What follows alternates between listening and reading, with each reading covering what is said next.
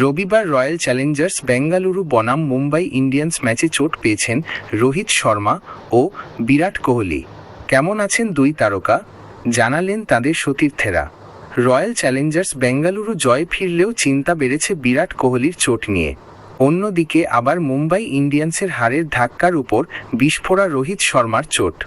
একই ম্যাচে চোট পেয়েছেন রোহিত ও কোহলি।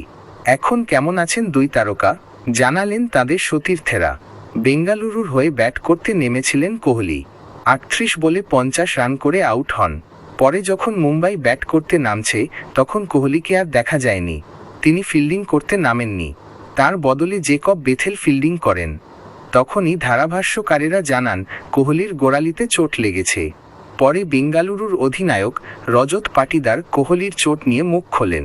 তিনি বলেন, আমি যত দূর শুনেছি বিরাট ভাই এখন ভালো আছে, সামান্য চোট লেগেছিল, আমরা ঝুঁকি নিতে চাইনি, তাই বিরাট ভাই ফিল্ডিং করেনি। মুম্বইয়ের ইনিংস চলাকালীন বেঙ্গালুরুর সাজঘরে বসে থাকতে দেখা গিয়েছিল কোহলিকে। সঙ্গে ছিলেন দলের ফিজিও। সাজঘরে বসে থেকেই দলের জয় দেখেন কোহলি। ২৪১ রান তাড়া করতে নেমে কয়েক বল খেলার পরেই রোহিতকে দেখে মনে হচ্ছিল দৌড়তে সমস্যা হচ্ছে। ১৩ বলে ১৯ রান করার পর আর খেলা চালিয়ে যেতে পারেননি তিনি। ইশারায় ডাগআউটকে জানান আর খেলতে পারবেন না। তারপরেই সূর্যকুমার যাদব ব্যাট করতে নামেন। রোহিত উঠে যান, আর নামেননি তিনি।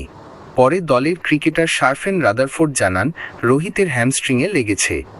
তিনি বলেন, ওর হ্যামস্ট্রিংয়ে একটু সমস্যা হয়েছে, আমি ডাগআউটে ছিলাম। রোহিত সাজঘরে ফিরে যায়। এর থেকে বেশি আমি জানি না, আশা করছি এতক্ষণে ও ঠিক হয়ে গিয়েছে। রাদারফোর্ডের কথা থেকে স্পষ্ট তিনি আশা করছেন রোহিতের চোট ঠিক হয়ে গিয়েছে, কিন্তু স্পষ্ট করে বলতে পারেননি তিনি। হ্যামস্ট্রিংয়ে লাগলে চোট সারতে কিছুটা সময় লাগে। তবে রোহিত চোট নিয়ে খেলা চালিয়ে যাননি, সঙ্গে সঙ্গে মাঠ ছাড়েন। ফলে তার চোট বাড়েনি বলেই মনে করা হচ্ছে। বুধবার লখনৌ সুপার জায়ান্টসের বিরুদ্ধে খেলতে নামবে বেঙ্গালুরু। বৃহস্পতিবার পাঞ্জাব কিংসের বিরুদ্ধে ম্যাচ রয়েছে মুম্বাইয়ের। এই দুই ম্যাচে বোঝা যাবে রোহিত ও কোহলির চোট ঠিক কতটা সেরেছে।